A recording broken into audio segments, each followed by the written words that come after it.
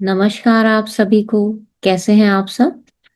June month का tarot card का prediction होगा, लेकिन उसका अंदाज थोड़ा सा आज डिफरेंट होगा। आपके सामने आप स्क्रीन पर देखेंगे, आपको 3 कार्ड्स दिखाई देंगे। कार्ड 1, कार्ड 2 और कार्ड 3।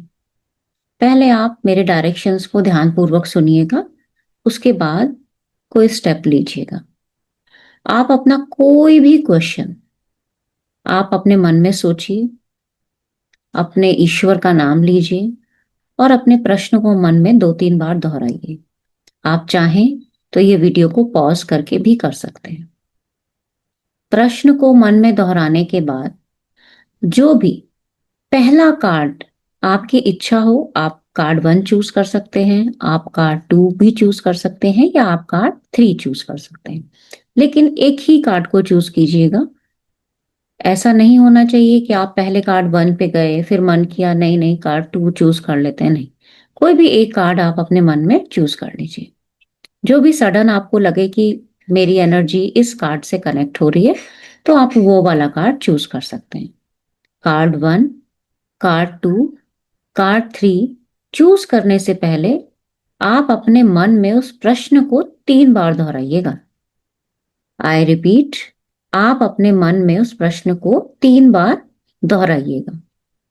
तो शुरू करते हैं। आपके स्क्रीन पे 3 कार्ड्स हैं। आई होप कि आपने कार्ड को चूज कर लिया है। अब आपके प्रश्नों का उत्तर इन्हीं कार्ड्स में छिपा हुआ है। मैं एक एक करके हर कार्ड का मतलब बताऊंगी और उस कार्ड से रिलेटेड गाइडेंस मैं आपको दूंगी। वही आपके प्रश्न का जवाब और आपके लिए गाइडेंस का काम करेगा। कार्ड 1, आपकी स्क्रीन पर आपको कार्ड 1 दिखाई देगा। S of pentacles. आप देख पा रहे हैं एस ऑफ पेंटिकल का कार्ड। जो भी आपके मन में प्रश्न था, यहां पर उस प्रश्न का जवाब हाँ होगा। यानी हो सकता है आपने करियर का प्रश्न पूछा हो सकता है आपने शादी विवाह का प्रश्न मन में पूछा हो। तो जो भी आपका क्वेश्चन होगा, उस क्वेश्चन का जवाब यहाँ पे हाँ होगा। आपकी लाइफ में कुछ ना कुछ नई शुरुआत होने वाली है। फ्रेश बिगनिंग होगी एकदम। नए आइडिया भी आपको आ सकते हैं उस काम से रिलेटेड।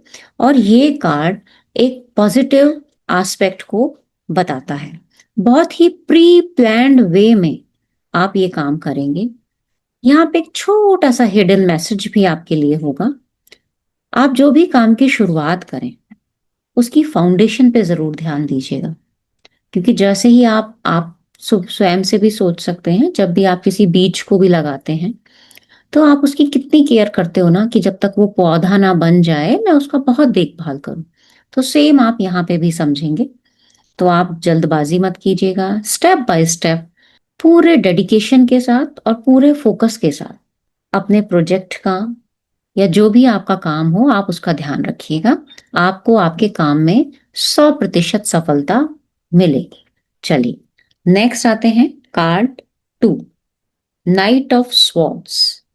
जो भी आपका प्रश्न है, जो भी आपने मन में अपने प्रश्न सोचा, आप पूरी तरह से अपने प्रश्न को पाने के लिए फोकस्ड हैं, डिटरमाइंड हैं, पैशनेट हैं और आप जानते हैं कि आप सही रास्ते पर भी हैं। तो यहाँ आपके प्रश्न का जवाब क्या होना चाहिए?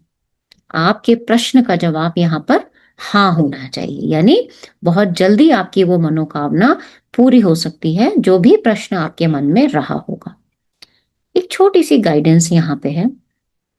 गाइडेंस इसीलिए दी जाती है, अगर आप गाइडेंस को फॉलो करते हैं तो आपको ये मनचाहा रिजल्ट, यानी कि जो भी रिजल्ट मैं बता रही हूं वो आपको मिलेगा, अगर आप ये गाइडेंस को फॉलो करते हैं। आप अपना सिंगल मूवमेंट भी वेस्ट नहीं करेंगे। यानी कि 1 मिनट भी आप अपना वेस्ट नहीं करेंगे और अपने थॉट्स को, अपने काम को स्टेप बाय स्टेप ऑर्गेनाइज्ड वे में करने की कोशिश कीजिएगा और अपने ड्रीम के ऊपर कंप्लीटली फोकस कीजिएगा। यानी आपका पूरा पूरा ध्यान कहाँ होना चाहिए? जो भी आपके मन में प्रश्न है, जो भी आप पाना चाहते हैं जीवन में, उसके ऊपर अपना पूरा ध्यान लगा दीजिए। आपका वो काम 100% और बहुत जल्दी में पूरा होता हुआ दिखाई दे रहा है और ये आप अच्छे से जानते भी। नेक्स्ट आते हैं card 3, that is 5 of cups. आपको 5 ऑफ कप्स की पिक्चर दिखाई देगी। कार्ड को देखकर थोड़ी सी डलनेस वाली फीलिंग आ रही है और यहाँ कुछ ना कुछ मिस है इस कार्ड में। यानी कि हो सकता है कि जो आपके दिमाग में प्रश्न हो, आप उस प्रश्न को लेके बहुत ज्यादा चिंतित भी दिख रहे हैं और प्रश्न का हल आपके पास है, लेकिन उस प्रश्न के हल को आप देखना नहीं चाह रहे हैं। कुछ मिस है। आपके पास बहुत सारे ऑप्शंस भी हो सकते हैं। प्रश्न का जवाब हाँ हो सकता है, लेकिन उसके लिए कुछ कंडीशंस होंगी। कंडीशंस क्या होंगी? जैसा आप प्रश्न का जवाब चाहते हैं, हो सकता है कि यूनिवर्स आपको आपके उस प्रश्न का हल उस तरह से ना दे के किसी दूसरी तरह से दे। आपको उसको एक्सेप्ट करना पड़ेगा। क्यों? क्योंकि वो ही आपके लिए वर्तमान समय के लिए या आपके भविष्य काल के लिए वो आपके लिए बेहतर रहेगा।